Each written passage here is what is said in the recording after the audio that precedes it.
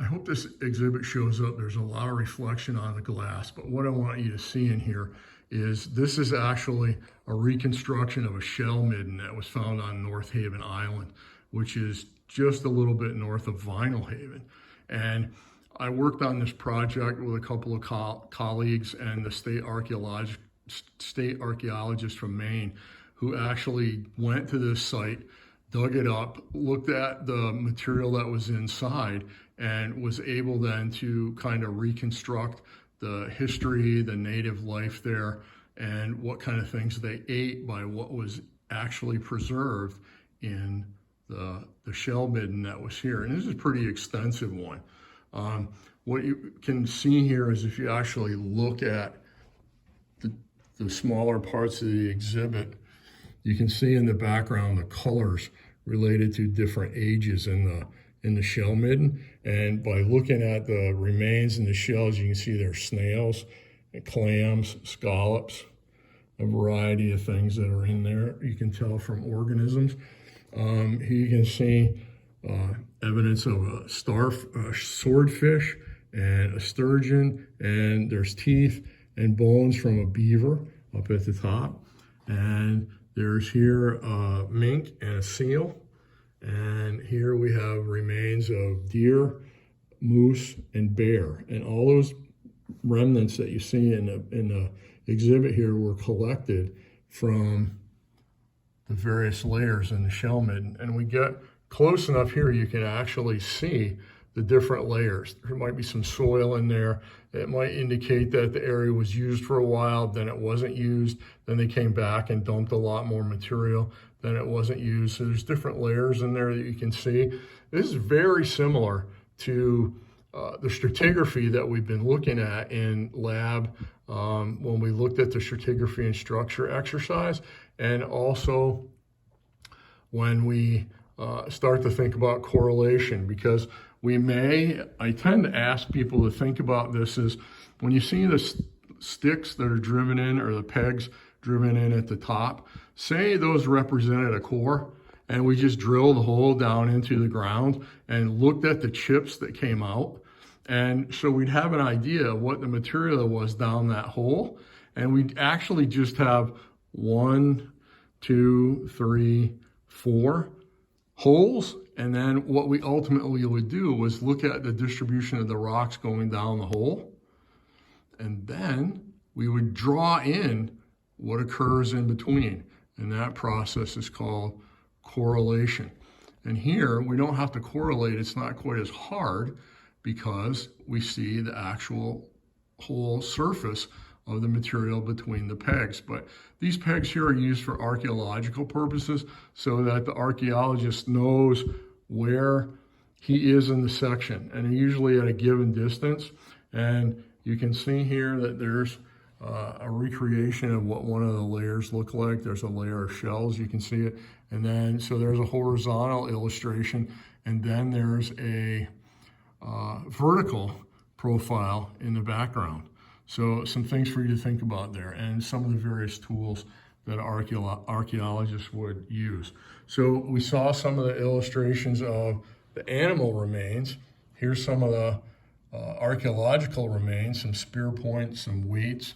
Here's some bone that's been modified into different types of things like needles and bone points and things like that. And then here is taking some of the native material that we call clay, and it primarily came from the Presumpscot Formation, and we'll talk about that in a minute. And they actually made pottery and water vessels and cooking things.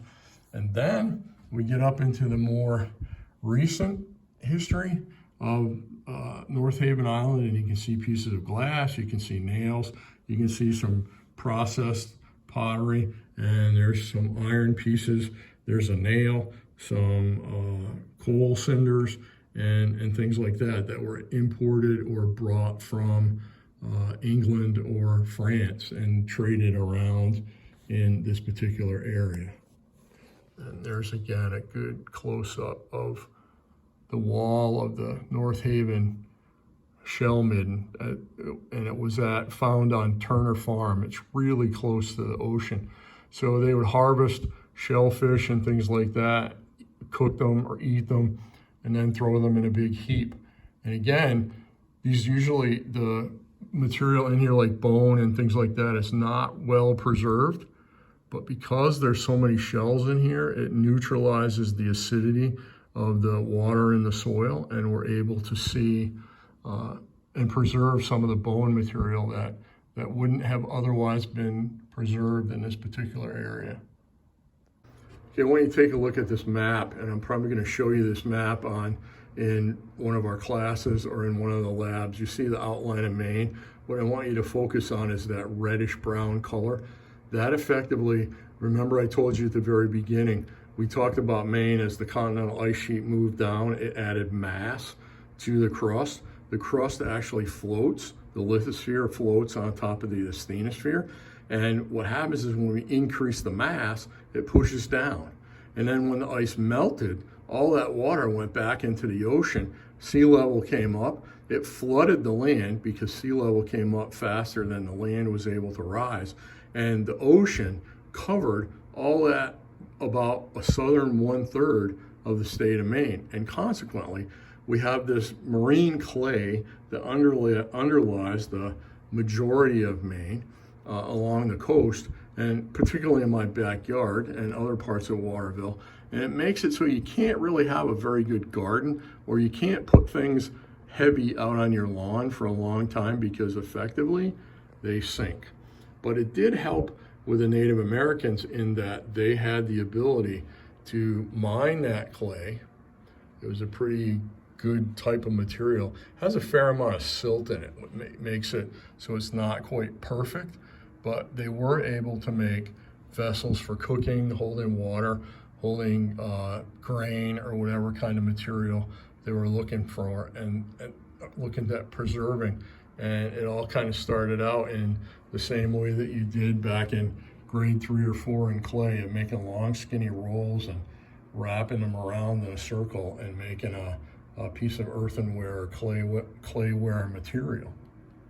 This is another exhibit that I like a lot in terms of talking about geology. If you look on the the right, you can see the state of Maine.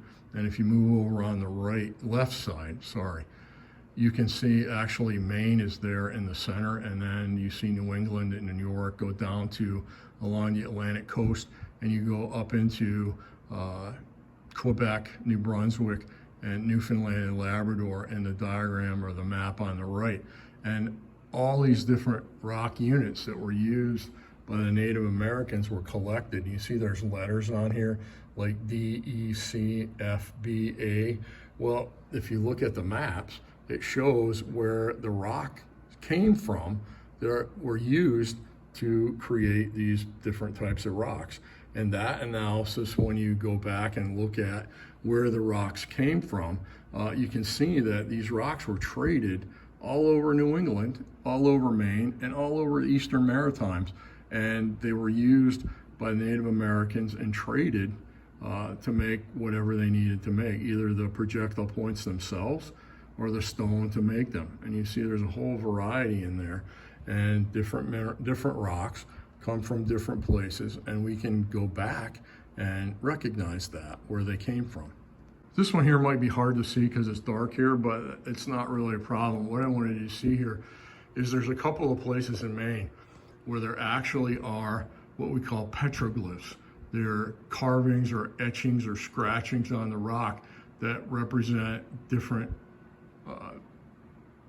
attributes of daily life or spiritual life or whatever you might want to run into. And some of them have been interpreted, like this one looks like a house, a typical sort of European house. Other ones, this might be a snake or a dragon. This one down here looks like it might be turtles or people or even starfish. These particular carvings here are found along the Kennebec River north of Waterville, and they're in a town called Emden. And this one may be thought to represent a canoe with a couple of people. Maybe they're going hunting, or maybe they're going to attack. The other place where the petroglyphs can be found is way down east in Machiasport. And both of these places, Machiasport and Emden, are in places where it's affected by erosion, either by the Kennebec River in Emden or the ocean up in Machias. So these are all short-lived features. They've been here for 300 to 500 years maybe, or maybe a little bit longer, but they're messages left by the Native American population that lived in Maine. This particular vehicle is called the Lombard log hauler. And you may not know anything about a Lombard log hauler, but Mr. Lombard lived in Waterville, and he built the house right next to the library in Waterville. And one of the things that this was used for is to haul logs out of the woods once they were cut down. And probably the most significant aspect of the Lombard log hauler is this sophisticated track. And that was used in all kinds of things. You might find it in a bulldozer, a bucket loader, a tank, or anything like that. And then lastly, one of the things that were made locally over in Oakland were axe heads. Iron was brought to Oakland and they were made into axe heads. And there you see a couple of different companies. There was the Lumberman's Pride that was made by Emerson and Stevens. And then there was the Spiller Axe and Tool Company in Oakland as well. And here's another one, Emerson and Stevens. And they made pretty high quality axes for use in the woods to cut down trees.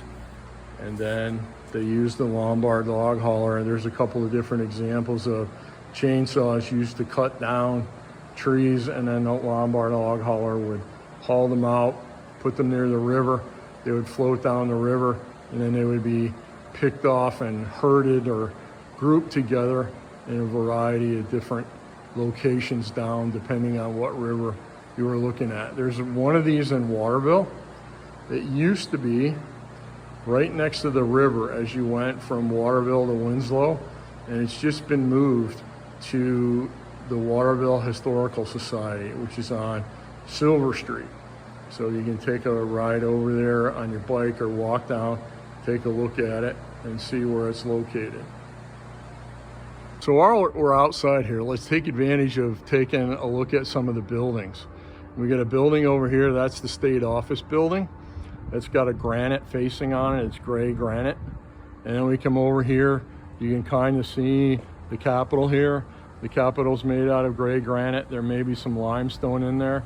I want you to take a look also at the dome. The dome is that greenish brown color, and the statue up at the top. Let's see if I can zoom in. The statue up at the top is gold. It's got a gold leaf coating on it.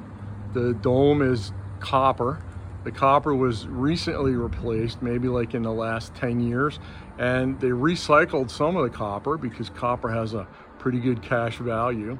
And also they saved some of it and gave it to local artists so they could actually use it and make artwork out of it, which is kind of neat that you could say, I made this out of the copper roof on the Maine State Capitol in Augusta.